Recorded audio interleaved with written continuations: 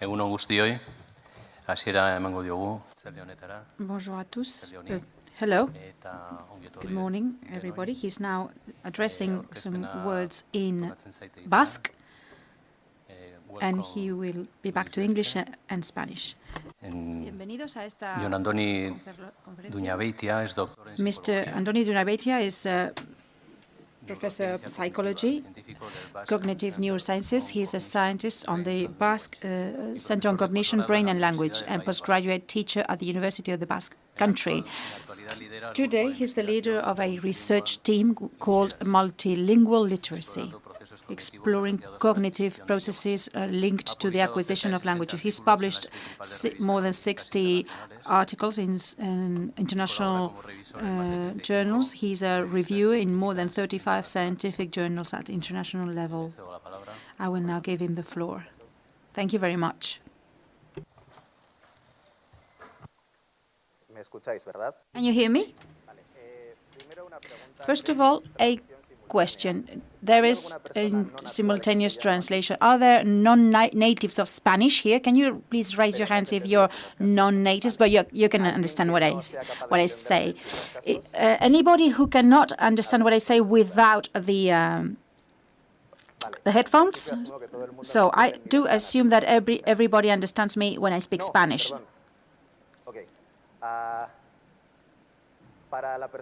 For the simultaneous interpreter, normally I speak very, very, very fast and a lot.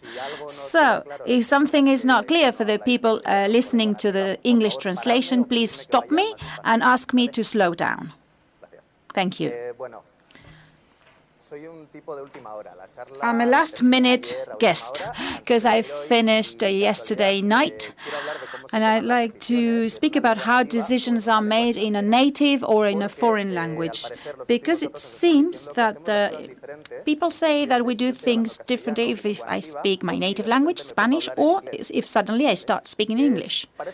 It seems trivial, but it's not, because many people from abroad are here. You, people, non-natives of Spanish, are listening to translation. Do you have the same impression when you hear me speak Spanish or when there's someone translating into English? Do you rely on my native words when I say those words in a translation or in a native communication? We are living in a globalized world. People travel a lot and face up to very difficult situations in different countries. And this happens a lot. The decision-making process is quite strange. Yesterday, I learned that there's a watch that costs $11 million. It's curious because people decide to buy this watch and nobody knows why. It's a decision that is completely mistaken. It's wrong. This is a wrong decision. Yesterday, I learned that today, 30th of June, we have one more second during the day. We gain 1 second. Did you know that? I knew that yesterday because I watched the TV. But no watch can cost 11 million euros. And even the clock will give us a wrong indication. We never have the second number 60, or every 3 to 5 years, according to the NASA. These people who spend 11 million euros for a watch are buying a watch that does not work properly, because we never count the 60th second for a minute. So what I'm going to try to explain to you today is how this decision-making process works in our daily lives. And sometimes it's not the same what we do as a monolingual or as a multilingual or bilingual when we speak a foreign language. Monolingualism, I think this affects us in our daily life. We always make decisions in our active and native language. Sometimes decisions require more brain or more heart. Irrational decisions that we can take with our hearts, or decisions that are more thought rational that we take with our brains. I don't know if you followed Bruno's talk about emotions. The brain has a new part which is the neocortex on top, and the old part that we share with animals, which is inside. It is deeply protected. Some people, some areas react to emotions, to impulses, to fears, and the new cortex has been made by linking new points. We decide with our hearts or with our brain, and we don't have to choose. It's a mistake. In all decisions, and daily, because we have to make decisions every day at all moments. Who do you love more, mum or dad? It's always the same questions and the same decisions. It's horrible for a child to have to make this decision. Or today, 39 degrees in Bilbao. It's surprising.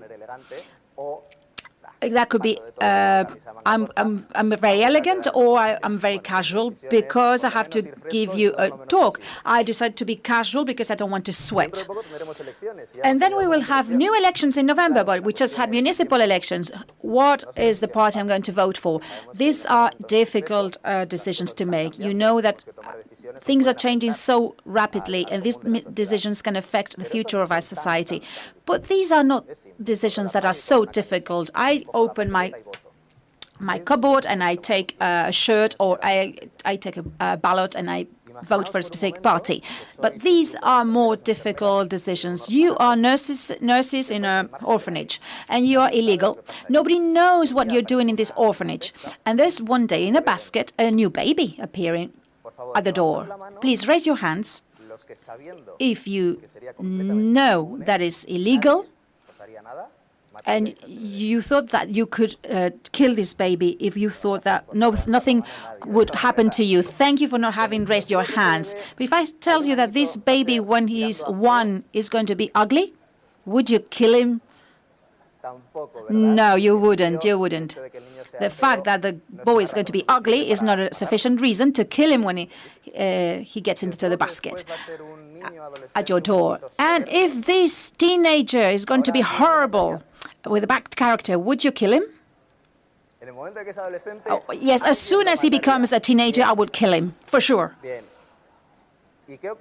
what happens if I tell you that these photos correspond to this person?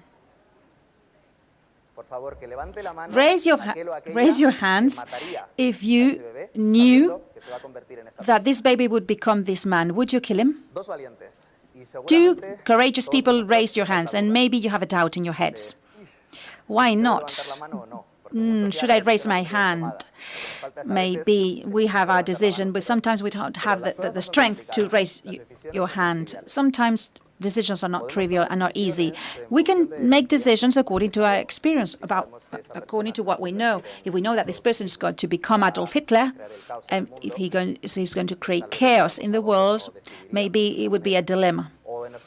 We are basing our decisions on moral principles. Sometimes our assumptions avoid that.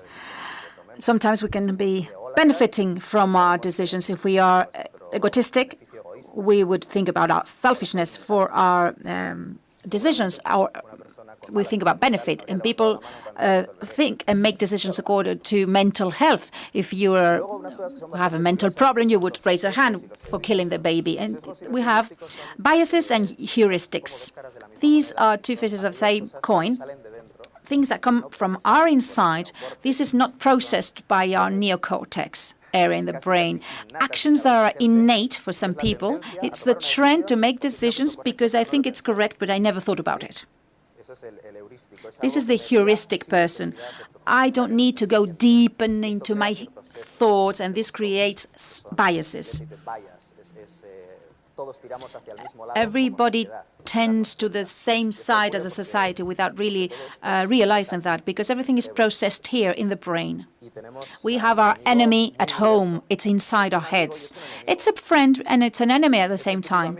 It's the friend, when you see him, you say, oh, he's going to do nothing to me. But listen, see what happens. Sometimes it's not your real friend. This could happen. And this friend is with us for good and for bad. For good. In some examples, this is quite simple. We all have a nose. Our brain sees our nose all the time. And this information is just filtered. You can't see your nose all the time, because you're not interested in it. Close one of your eyes and look towards your nose. I see my nose, because I have a Basque nose, which is a big one.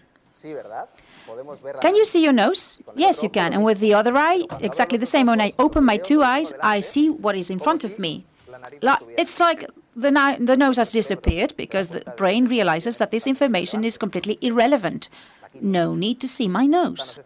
So this is our brain friend is helping us. With sounds, it's exactly the same. If you're awake and if you're interested by what I say, you're processing what I'm saying. And there are other sounds you're not hearing at the moment. Noises, people speaking around, movements. The brain is shutting that down and is concentrating on my voice. But this friend, which is very helpful with perception, is very bad for perception at the same time. I'm going to give you ecstatic pictures. They're not videos, they're not nothing strange. But if you look at this picture, I don't know if it works in the big screen, you could see movement in the picture. Do you see movement? Another one. There's no depth here. It's a bidimensional picture, but that your brain interprets that these are moving lines, fluctuating lines. And a picture that is quite strange for me, I can't even see it. Oh, look at this. It's just disturbing. If you look attentively to the faces of these two girls, there's a short circuit in your brain. Something is wrong. It can't be. I don't know if you do the same as me. It's difficult to see, and because the brain is not ready to process these two eyes and these two mouths at the same time. It's impossible. Your brain gets crazy about this. It's not acceptable. And I'm going to take advantage of this situation and propose you with a little game. I want to be more participative here, more dynamic. I need 5 volunteers. Now it's the hard moment. Do I raise my hand? This is not about Hitler. It's just very easy. You need to write 2 figures, then you can keep the notebook and the pen.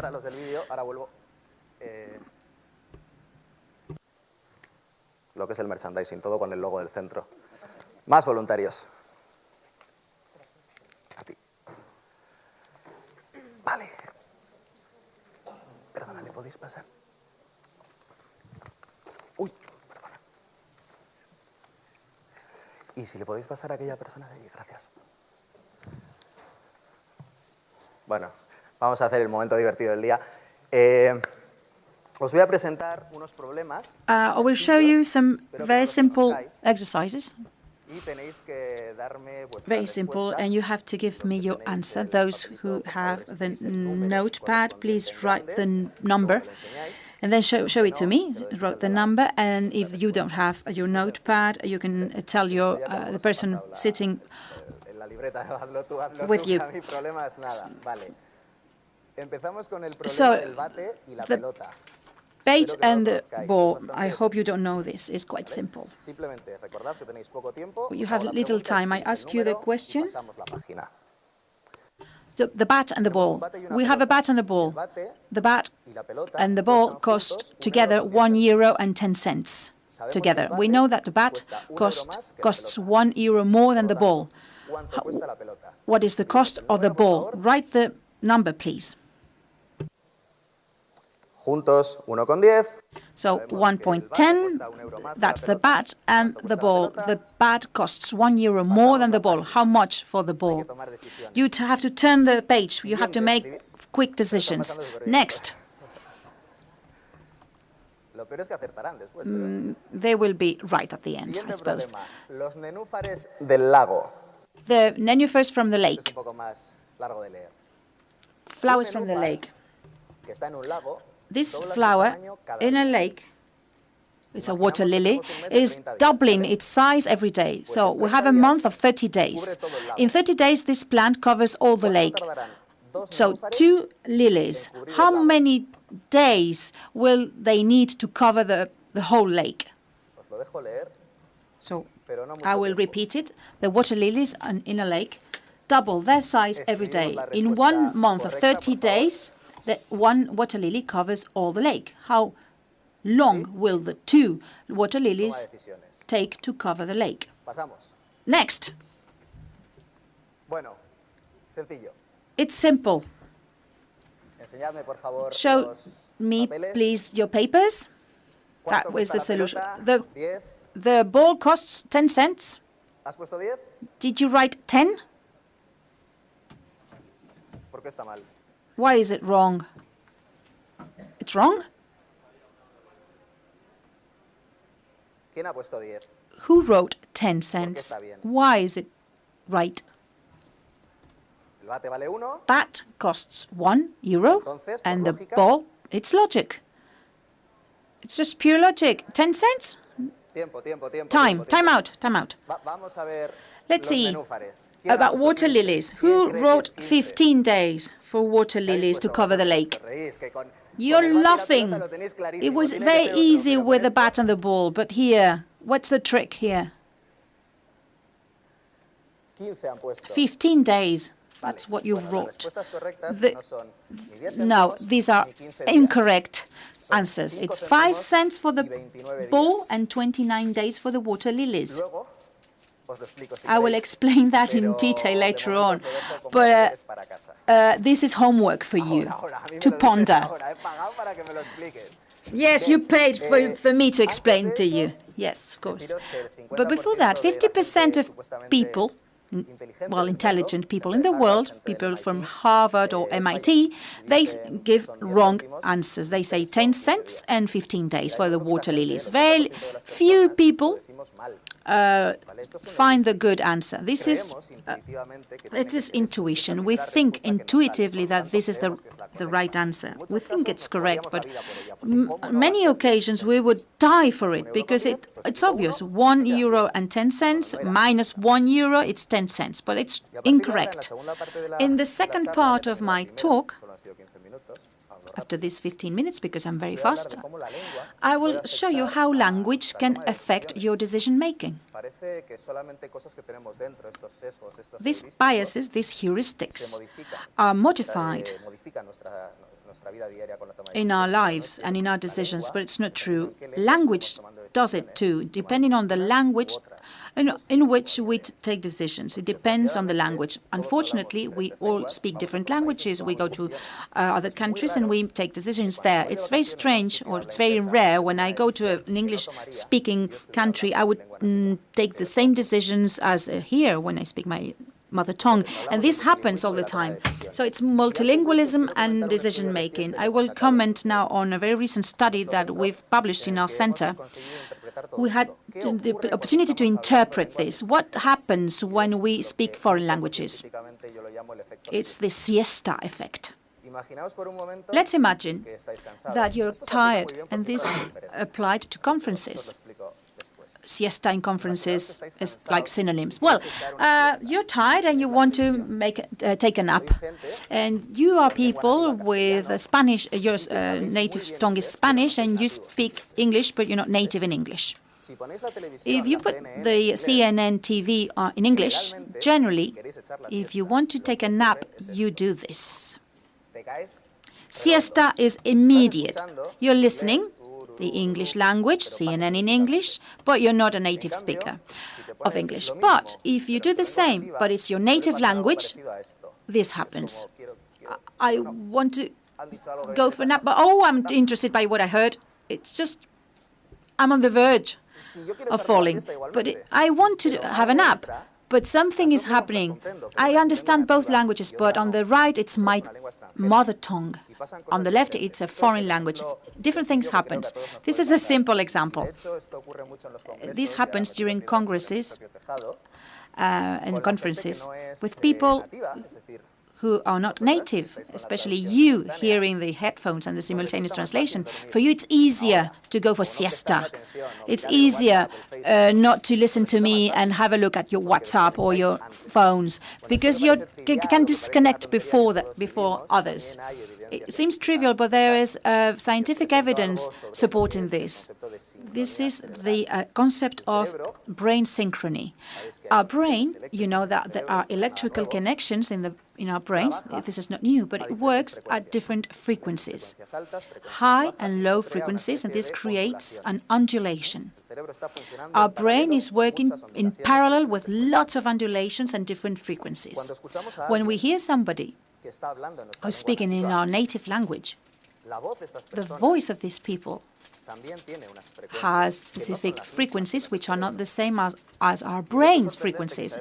And the surprising fact that has been recently discovered is when I hear somebody speaking in my native language, my brain changes. The shape of the undulations change, and I synchronize with the speaker's language. That is, I'm paying attention to somebody, and my brain is paying attention in a direct way. The things that the brain were doing are changing, and I get in parallel with the frequency of the speaker. What happens, in turn, when we are hearing a non-native language? In the same circumstances, and even though we understand the person, our brain takes a different decision. We go for a siesta. My normal fluctuations and undulations do continue, but they never synchronize with the speaker. Is that clear? These are brain oscillations, and I cannot control that because my brain works with electric connections, impulses, and it's spontaneous in its behavior. It doesn't mean that my brain is sleeping. This is just a joke. But my brain continues producing fluctuations, undulations, but they're not synchronized with the speaker's oscillations or the voice of oscillations of the non-native speaker. It's kind of a disconnection that appears with foreign languages, even though I understand those languages. And the critical hypothesis here is that when we speak in our native tongue, we carry the weight of emotions. All that we listen to, all that we hear, we try to represent it through the world of emotions. At least there's a direct link with emotional experiences. However, when we listen a different language, foreign language, what happens is that we take the emotions, we throw them away. This is the concept of emotional distance. We get distanced from our emotions when we speak a foreign tongue. Why is this? We know that native languages, we learn them at home with our parents since we are very little. And when we talking about dad, mom, and our brothers and sisters, this is full of emotions. It's an emotional world which is very rich. However, when we learn non-native languages or foreign languages, normally there's a different context in an academic setting or school setting. The emotion is not so important. We have to work on emotions a lot to be native, and it's difficult to explain. So this distance between my brain and my emotions when learning foreign languages is very specific because there's always emotion anchoring in our mother tongue, but it's different in a school setting when I'm learning a foreign language. I'm going to demonstrate which are the cases where this distance appears. Drugs, for instance. This is serious. I can be very humorous, but in fact, these are scientific, empirical studies that demonstrate this. Let's imagine that there's a new illness which is going to kill 600,000 people. And researchers are working to find 2 different medicines to solve this new illness. And now there's a dilemma. You have to make a decision here. If you choose drug A, 200,000 people are going to be saved. If you choose medicine B, 33.3%, there's a 33% possibilities of saving all the people and 66% of possibilities that nobody is saved. Raise your hand if you would choose medicine A. That means 15 people in this room. Another approach to this question. If you choose medicine A, 400,000 people will die. If you choose medicine B, 33% of people are not going to die, this is the probability, and 66% possibilities of having 600,000 people dying. Who would choose medicine A? People repeated their decision. You prefer medicine A, but not all the people who chose medicine A before are choosing medicine B now. It's exactly the same. The approach is different, but the numbers are exactly the same. They're identical numbers. Medicine A, or drug A, is this sure value because we know what's going to happen. 200,000 people survive, so 400,000 people die. But if my approach is different, how many people do survive or how many people are killed, well, the decisions will be different. When this question is asked to native speakers, in the positive approach, 200,000 people survive, then 40% choose medicine A. But when choosing your negative approach, 400,000 people are going to die, people are more risky and they choose medicine B. They're more daring, if you want. This happens here. People raised your hand at the beginning and people decided to choose the negative question. And what about this in English? Would you pick the same solution? And logic would say yes, because we are the same human being, but the results are not yet identical. It's not exactly the same. In the positive approach, the percentage is quite similar, around 40%. But when giving you the negative approach, the percentage of people picking medicine A increases in the non-native language. Why? Because the general effect is the loss aversion. If it's negative, I'm afraid of that, and I don't want to be guilty of picking that bad solution. But with emotional distancing, for me, it's not a gain or a loss. I'm like a machine, like a computer. I take the rational decision. This seems in foreign language because we work in a more rational way. We work like a computer sometimes. The subtitle of my talk is The Case of the Fat Man. And I don't want to be deprecative to fat people because there is a very clear example about a fat man. Let's talk about this fat man. It's the train dilemma. It's quite common in philosophy, with two different approaches. The first one is the following. There's a train, and the train is broken. There are 5 people tied to the rail. And if nobody does anything, the train is going to run over these 5 people. But you're an active spectator, and there's a lever or a button, and if you press the button, the train will change track, and on the other track there's only one person changed to the track, and this person is going to die. You have the choice. You can press the button or not to change the track. Please, who would press the button so that the train changes track?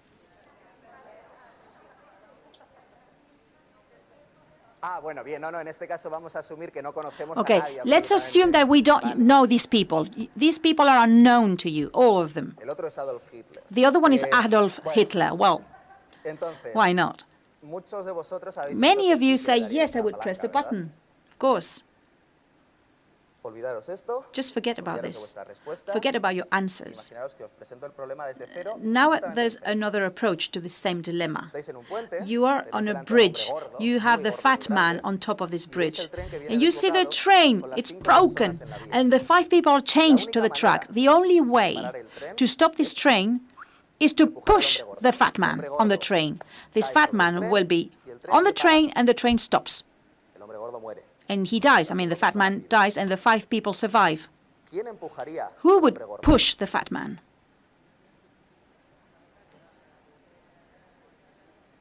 3 people. 2, 3 people. The truth is, this is very representative of what happens in real world. Let's see the numbers. People, when asked this in their native languages, 80% of people would press the button. tiran de la palanca. They press the button. But only 10 to 15% of people who would push the fat man on the train. Why? Because people think that they are committing an evil because you're pushing the fat man. It's not the same as doing something on a button or pushing a lever. So it's a different situation. A computer would take the same decision in both cases. Let's see now, when this is asked in English, and they are Spanish natives, what do they do? With a button, everything works the same. The same percentage of people would push the buttons, 75%. But what is critical here is that in another language, 30% of people would prefer to push the fat man. Conclusion? Thank you to bilingual people. Very nice, these bilingual people for fat people. We don't take the same decisions in our mother tongue and in a foreign language. What happens with emotions processing? If you feed me emotions, do I eat them equally in my native language or in a foreign language? What about saying fuck off or joder? Is it the same? It's not the same to me. In international conferences, sometimes I say shit, but in Spanish conference, I would never say mierda, the equivalent in Spanish. It is because it seems as if there were a lack of affection with languages and that they meant the same, but since I learned them in different contexts, my use of the language changes. That has been researched much using skin contact techniques that measure the sweating of skin. And we see that when we are in charged contexts, our skin sweats, but it's not easy to notice. You need to use some sensors. Eye movement has also been tracked to see how the pupil reacts depending on the context. It grows or diminish its size depending on the emotion we are feeling. As a conclusion of all research done, we see that everything hurts less in a foreign language.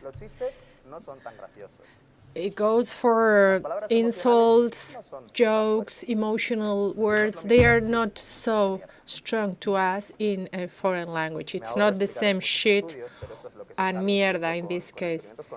This has been seen with bilingual children that are told off in their foreign language or in their mother language, and their reaction is different. It's not the same to tell them off in their native language or in a foreign language. Now let me show you a very easy and simple experiment where we track the eye movement of participants reading sentences in their mother tongue or in a foreign language, and these sentences are these neutral sentences are this meeting at noon. The civil receptionist will take its petition to the city porter. It seems a neutral, wrongly worded sentence, and using the same structure and just changing adjectives and nouns and including other nouns and adjectives that were very much charged, this would be the result. This noon, the hostile terrorist will take his toxic bomb to the schizophrenic cannibal. Many words that make us nervous. We are not asking the readers to assume the content, but when tracking the pupil in the neutral context, the pupil has a diameter which grows when reading the sentence referring to the terrorist. The react is very clear when it is gotten through the eyes or through the ears.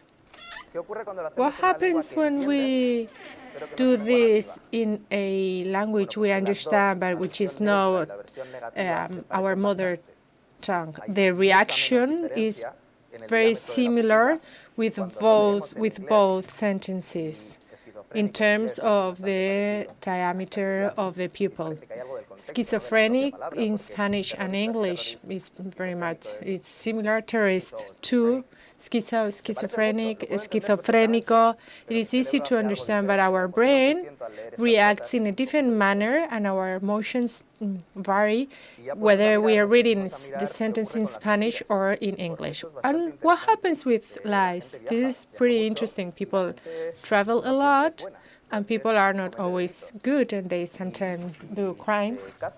And if you are caught in a country that they don't speak your native language, you can communicate with them at court in your native language through an interpreter or in the local language. Which is a better decision here? Which is the best decision? What would be the wisest decision? To choose a foreign language? Yes. If there is a distance, well, I can start and speak in English. I can say I didn't push the fat man, and nothing happens. The lies seem to be one of those exceptions that don't allow for distancing. Do we lie worse or better in another language? We ran this simple experiment with English and Spanish speakers to describe animals on the screen: a spider, a bird, and a sheep. And people had to say, I see a white sheep, a four-legged white sheep. That was what they had to say if there was a green dot on screen. But if there were if there was a red dot, they had to say a lie. So they had to say what they were not seeing, either in their native language or in a foreign language. This was run with two different groups of people. And here we tracked the size of the pupil. Because, as we said, when we are lying, lying is not easy, and so the pupil delays very much following the stress involved in lying. And in the native language, we saw that that was the case. When people are lying and are defying an object or an animal that they were not seeing, the pupil would delay it. But the percentage of the pupil widening was the same as when they were lying in their mother tongue. There's the other side too. Can I be lied more in a native or in a mother tongue? If someone talks to me in my language, is it going to be easier for them to make me believe something than in a language with which I am emotionally distanced? Well, scientifically, we were pretty lazy. We took the recordings of the 100 people that had done the previous test. We knew who were lying, who were not, which were done in native language, in foreign language, and we put these recordings to other people who had to decide whether they considered the answers to be true or false. Three groups: people doing the experiment in their native language, in Spanish, a group of English speakers visiting San Sebastian that we invited to run this test, and a group of people that were native in Spanish but were very good in English. So we ran this experiment to them in English, to the Spanish speakers only in Spanish, and the group in the middle of the tourists, what their colleagues had said in English. Before moving on to the results, let me tell you that we are so bad at knowing whether we are being lied or not. We are very bad. We do it randomly, and we only get the right answer 40 to 60% of times. This changes when you know the other very well. You know your child, and you know that he's lying because his voice is trembling. But in other situations, when you don't know the person, it is difficult to say whether I'm telling you the truth or I'm just making up my information. And then there is the bias of true. By default, we believe that people are good and are telling the truth until proven wrong. And that is the way we work. We always tend to consider that the other is telling the truth, and we are very bad lie detectors. So back to data, and this is what we found. Here we have the error rate, and you see that with lies, the rate is around 50–55%. People are very poor lie detector, whether in their native language, in a foreign language, whether they are native or not. And with truth, we are a little bit better, because we tend to believe that others are telling the truth. But this doesn't change depending on the language. It's constant throughout all groups. So if we mix the perception of lie and the production of lie, the emotional distance doesn't have a huge impact, and that is good because we see that not all things change in foreign languages. An interesting question that we don't know how to test yet. What about love or expressions of love? Imagine you have your partner doesn't speak your language, and you communicate with them in a language foreign to you. When you say "I love you," do you feel the same as if you were saying that in your language? We don't know that, but we believe, our intuition is that words have different emotional nuances. If anyone can find out how to test this, we will welcome lots of people in love to test this. One last thing about self-perception. There is something that has to do with how I see myself, I love myself, depending on the native or foreign context. The experiments are very amazing. We ran some tests. We have 3 elements, a triangle, a square, and a circle. And each element is given a label. The triangle gets the A, the circle the B, and the square the C. It is easy to learn. And so we ran a test where we show the shapes and the labels, and you have to say whether it is right or wrong. If you learn it correctly, these answers are right, whereas the others are wrong. People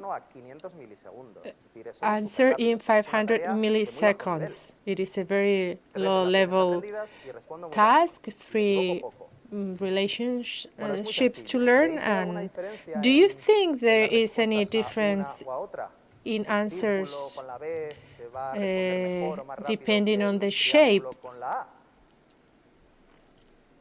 ¿Perdón?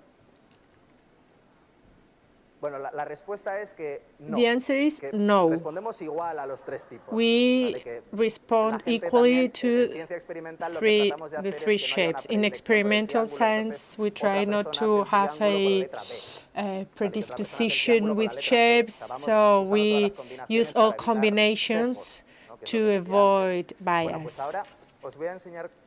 Let me show you cases where we find differences. It is when you appear on screen. The one in the middle is one of my best friends. The one to the right, I don't know him. I got him from Google. And the one to the left is myself. So I was running the test, and then I got this. You're the triangle, the circle is your best friend, and the square, this guy you don't know. And so the test starts, you have to say right or wrong. These cases are right and the others wrong. Do you think there is any difference in the result? Which one will get better answers? I respond best to myself. We are egotists or selfish by nature. There is something that captures our attention when we're speaking about ourselves. Here we have the times of reaction, and the longer time I need to respond. People always answer faster and better to the cases where they are referring to themselves. And then there is a next effect, the familiar or the closeness or the emotional link with which we answer better than with unknown people. There is the prefrontal cortex that has to do with decision-making and with emotion management.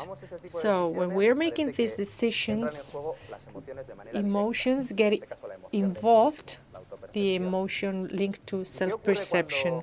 And what about when we introduce language? We forget about the pictures, and so we get these words. The triangle is you, the circle, your friend, amigo, it is written, and the square, somewhere else. What do you think will happen? The same, the exact same. There is the bias towards oneself with faster and better answers than with the other, and the friend is in the middle.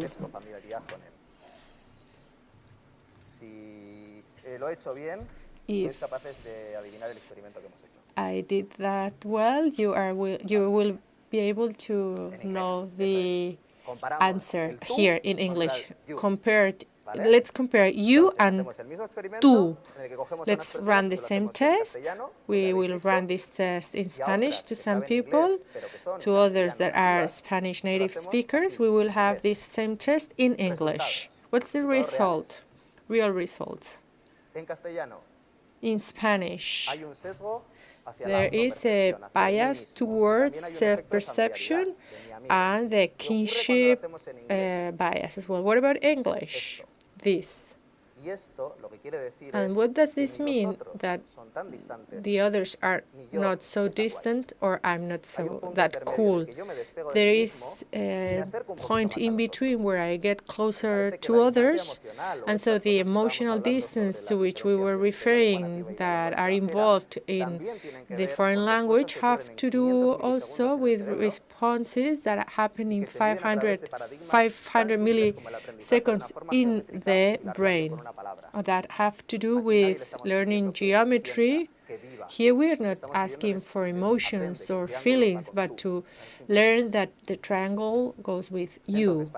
So my conclusion, the link between language and emotions is very strong in our native language.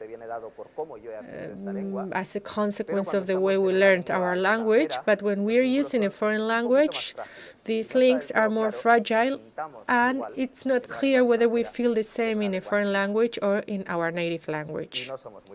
And we're not very smart, because very smart people had already said this. Fellini said that a different language is a different way of seeing life. It is true, when we are using a new language or a non-native language, we react differently.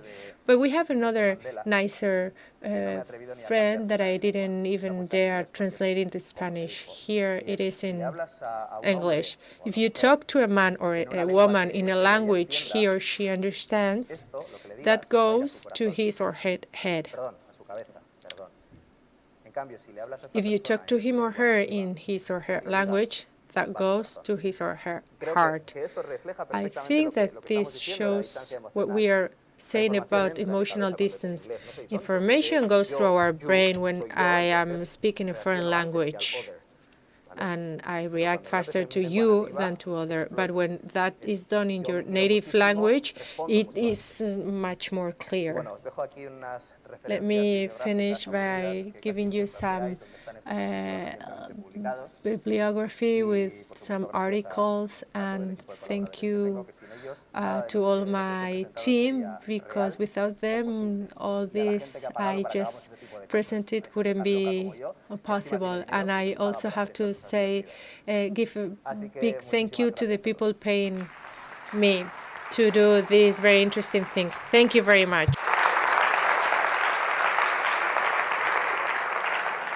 Eskerrik asko, Jon Andoni. Thank you, Jon Andoni. No sé si alguien tiene algo que preguntar o... Would anyone like to ask a question? We have 12 minutes for questions. Can you use the microphone, please? Sorry. Because you said bilingual, Si hablabas de I bilingües, was initially confused y al principio because as you're speaking estaba or confundida as you mean it, you say porque your native language estabas hablando de and the hablantes language you learned, nativos y de las and you lenguas que se learn to speak aprenden. it well. But what if bilingual Pero, means both, ¿Qué that you pasa are con los raised with bilingües two que languages crecen at con the same dos time? lenguas de manera simultánea? Yeah, traducción simultánea hago yo. Yo me refería voluntariamente I am going to al término do de lengua simultaneous extranjera no nativa. translation. Y esto I es was muy referring to the non-native foreign hay language. personas This que is somos very expertos important, en el País Vasco sobre because esto, in the que Basque nacen Country con we dos know a lenguas lot y about que this. son There bilingües, are people that are pero estas dos bilinguals lenguas se han adquirido en un entorno from emocionalmente rico scratch, desde pequeños. En ese caso, and in mi this hipótesis obvia es que case, no va a haber diferencias. my hypothesis is that there won't be differences between both languages beyond the context, because one of the language can be used more in some context, in academia or in the family, but there are slight differences. But then there's another question we are exploring. Voluntarily, we used English as a foreign language. English is not present in our society. What happens with Basque language speakers that learned Basque as grown-ups? That Basque is not their native language. We don't know. We don't know whether the physical distance between the language and the foreign language brings with it an emotional impact or not. We don't know that. The next step is to see what happens with late learners of a second language. But when this language is present at their context, unlike English, that is not present in their everyday life.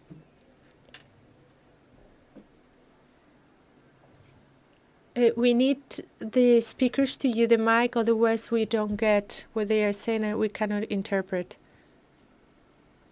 We are sorry, but we cannot interpret the question.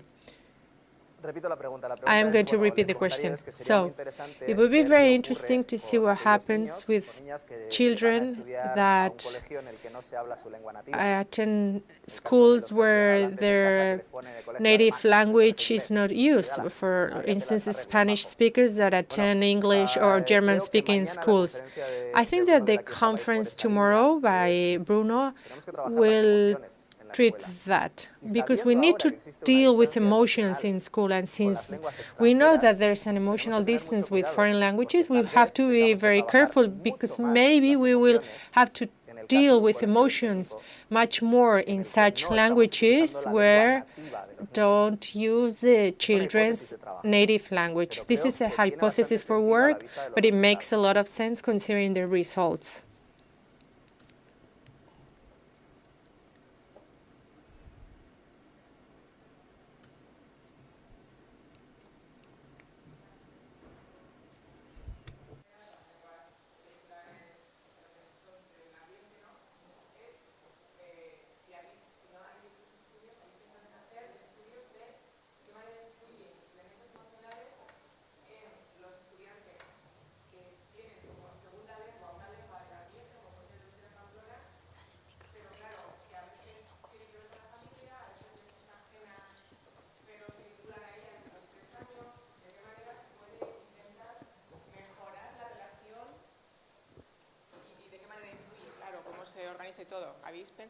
Sí, de hecho, en el largo plazo ese es el objetivo Yes, final, in ¿no? fact, that is our final goal in the long run, to offer the education system and society at large a way to interact in different manners depending on the language we are using.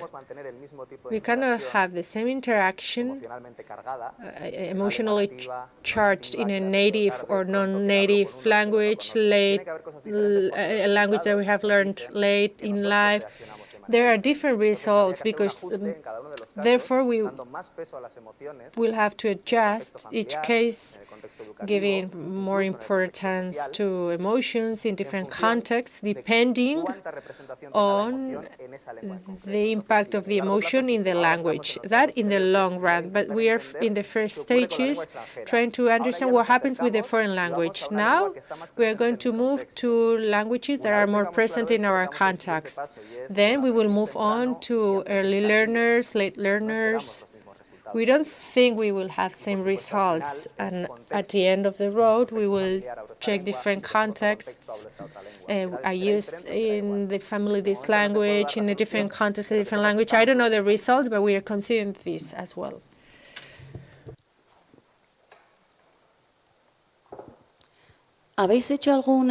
Did you make any surveys about the language used in our dreams? That would be difficult, I imagine. Not yet. No, it's very difficult, because in fact you are studying what people say about themselves. So as reported messages, dreams are dreams. I don't always remember what I dreamt about, and not even the language, but sometimes I remember, yes, my dream was in English the other day, maybe because I'm coming to this Congress and I have to speak English, but the field of dreams is quite complex per se, but I suppose it would be very interesting to do that.